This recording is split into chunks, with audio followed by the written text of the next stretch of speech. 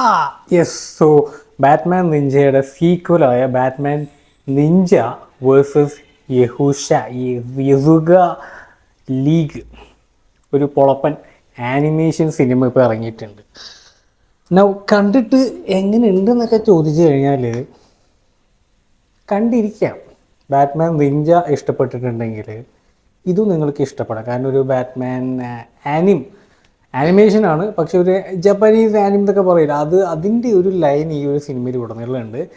പിന്നെ പോരാത്തതിന് ഈ ജപ്പാൻ സിനിമകളുടെ ആനിമേഷനിൽ കാണുന്ന പോലെ പാട്ടുകളുണ്ടല്ലോ, ഇടയ്ക്കിടയ്ക്ക് വന്നിട്ട് ഒരു ബന്ധമില്ലാത്ത പാട്ടുകളൊക്കെ പാടാൻ ഒരു സോഫ്റ്റ് ടച്ചൊക്കെ വരാം. അതൊക്കെ എൻ്റെ ഇടയിൽ എവിടേക്കോ കൊണ്ട് കയറ്റി വെച്ചിട്ടുണ്ട്. കണ്ടിരിക്കാം. പക്ഷേ ക്ലൈമാക്സ്, യെസ്, അതാണ് ഇതിൻ്റെ ഹൈലൈറ്റ്. ബാറ്റ്മാൻ വേഴ്സസ് സൂപ്പർമാനിൻ്റെ ആ ഒരു ഫൈറ്റ് ഉണ്ടല്ലോ, ബാറ്റ്മാൻ സൂപ്പർമാനും തമ്മിലുള്ള ആ ഒരു ഫൈറ്റ് ഇതിലുണ്ട്. കൊള്ളാം. ആ ഒരു ഭാഗം എനിക്ക് ഭയങ്കര ഇഷ്ടപ്പെട്ടു.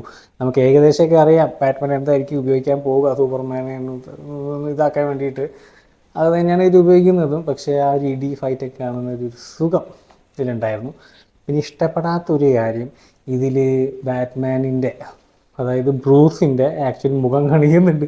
തുടങ്ങുന്നില്ല ഒരുമാതിരി പൊളപ്പൻ, അയ്യോ ചിരി ചാവും.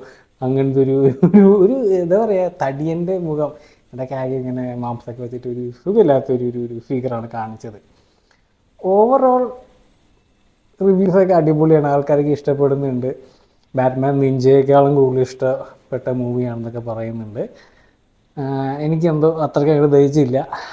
എന്നാ കഥയെക്കുറിച്ച് പറയുകയാണെങ്കിൽ യൂഷ്വൽ മൾട്ടിവേഴ്സൽ ആ ഒരു ടൈം ട്രാവലിംഗ് വേണ്ടായിരുന്നു തന്നെ. എന്തൊക്കെയോ മനസ്സിലാവാത്ത കുറേ സയൻസ് ഫിക്ഷനൊക്കെ കുറേ ഇട്ടിട്ടുണ്ട്. നമ്മുടെ ശ്രദ്ധ മുഴുവനും ഫൈറ്റിലേക്ക് ആയിരുന്നല്ലോ. അവിടെ ഇവിടെയൊക്കെ ഇവന്മാരൊക്കെ എങ്ങനെയൊക്കെ ഫൈറ്റ് ചെയ്യണം നോക്കി ഇരിക്കുകയായിരുന്നു. കാണാൻ താല്പര്യം ഉണ്ടെങ്കിൽ ജിയോ ഹോട്ട്സ്റ്റാറിലാണ് ഞാൻ ട്യൂൺ ഇൻ ചെയ്തു. സമയം വേസ്റ്റായി എന്ന് തോന്നിയില്ല. കണ്ടിരിക്കാം. ഒരു DC ഫാനാണ് നിങ്ങളെങ്കിൽ കണ്ടിരിക്കാം.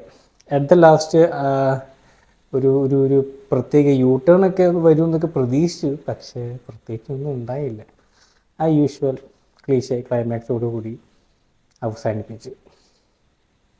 ആ ക്ലീശേ ക്ലൈമാക്സോടെ തന്നെ ഇതും അവസാനിപ്പിക്കുന്നു. അടുത്ത റിവ്യൂവിൽ കാണാം.